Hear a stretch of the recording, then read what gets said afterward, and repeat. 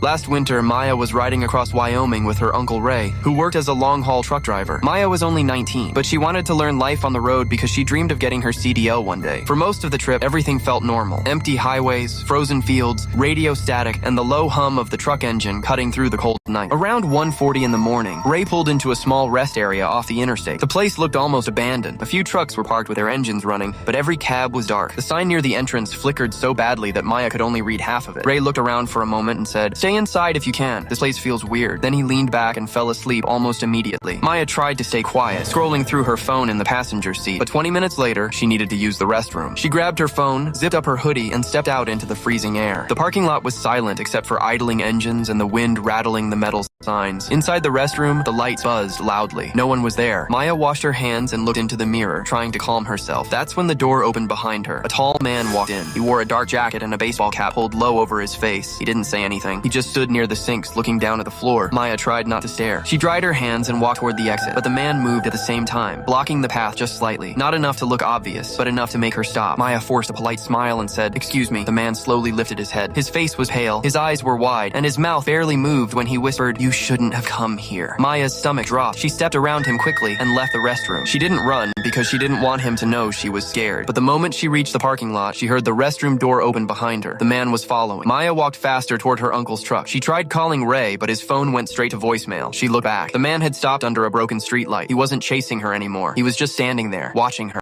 Then Maya noticed something even worse. Behind the rest area in a separate parking lot, one old red sedan was sitting with its headlights on. The engine wasn't running. No one was visible inside. But when Maya looked directly at it, the headlights turned off. She climbed into the truck and locked the door. Uncle Ray was still asleep, breathing heavily. Maya shook his shoulder, but he didn't wake up. That was strange because Ray was usually a light sleeper. Then her phone buzzed. A message came from an unknown number. "Don't wake him." Maya froze. She looked through the windshield. The tall man was gone. The red sedan was gone too. The whole parking lot looked empty now. Too empty. She opened her map app to check the name of the rest area, but the map showed nothing. No rest stop, no parking area, no building, just a blank stretch of interstate. Then another message arrived. "This place only appears when someone is tired enough to stop." Maya's hands started shaking. She looked at the other trucks in the lot. Earlier, she thought drivers were sleeping inside them, but now she noticed something impossible. None of the trucks had license plates. Their windows were black. Their headlights were off. They looked old, dusty, and abandoned. And then the truck radio turned on by itself. Static filled the cab. A broken voice came through the speaker and whispered, "Ray, you stopped here before." Maya slowly turned toward her uncle. His face had gone pale in his sleep. Without opening his eyes, Ray whispered, "Don't open the door." Maya couldn't breathe. For a few seconds, the only sound inside the truck was the radio static and Ray's heavy breathing. Then came 3 slow knocks on the passenger window. Maya turned her head. The tall man was standing outside the truck, smiling through the glass. Behind him, the red sedan had returned. Its headlights glowed in the darkness like 2 eyes watching from the parking lot. The man raised one hand and pointed toward the restroom.